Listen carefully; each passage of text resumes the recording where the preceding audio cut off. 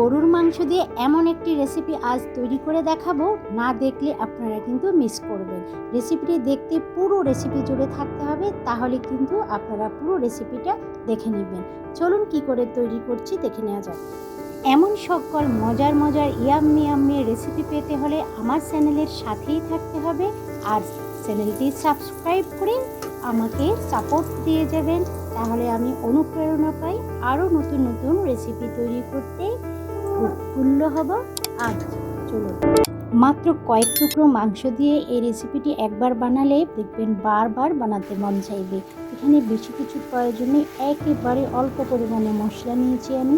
কয়েক টুকরো মাংস নিয়ে এখানে আমি সামান্য আদা, রসুন, হলুদ, মরিচ, ধনিয়া, জিরা, স্বাদমতো লবণ আর একটুখানি তেল আর পানি দিয়ে আমি সিদ্ধ করে নিয়েছি 35 মিনিট।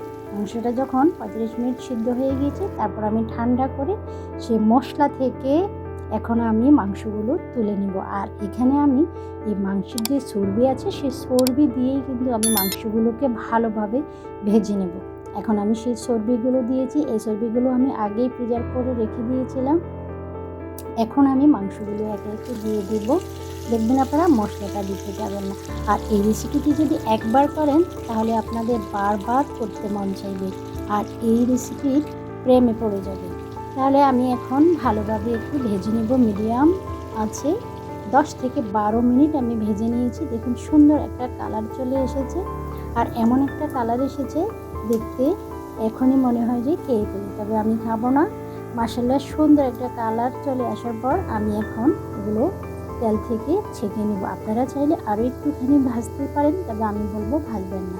তবে ভিডিওটি ভালো লাগলে একটা লাইক দিয়ে দেবেন, আর টুক করে একটা শেয়ার করে দিবেন, যাতে করে অন্য বন্ধুরাও দেখে নিতে পারে। আপনার একটি শেয়ারে আমি অনেক উপকৃত হব। আর আমার রেসিপি যদি ভালো লাগে তাহলে পেজটি ফলো দিবেন। ইউটিউব চ্যানেল থেকে দেখে থাকলে ইউটিউব চ্যানেলটি সাবস্ক্রাইব করে দিবেন। এখন আমি তেল থেকে ছেঁকে বাটিতে নিয়ে নিচ্ছি। আর এখন আমি গ্রিন কাঁচামরিচ দিয়ে দেব, একটু ডেকোরেশন করে নিচ্ছি। আর একটু পেঁয়াজ কলি আমি একদম রিং করে কেটে নিয়ে সাজিয়ে দিচ্ছি। দেখতে মাশাআল্লাহ চমৎকার সুন্দর হয়েছে, খেতেও কিন্তু দুর্দান্ত স্বাদের হয়েছে। রেসিপি কেমন লাগলো লাইক করে পেজটি ফলো দিয়ে দিবেন। আজ এ পর্যন্তই, আল্লাহ হাফেজ। মজার রান্নার রেসিপি পেতে হলে চ্যানেলটি সাবস্ক্রাইব করে পাশেই থাকবেন।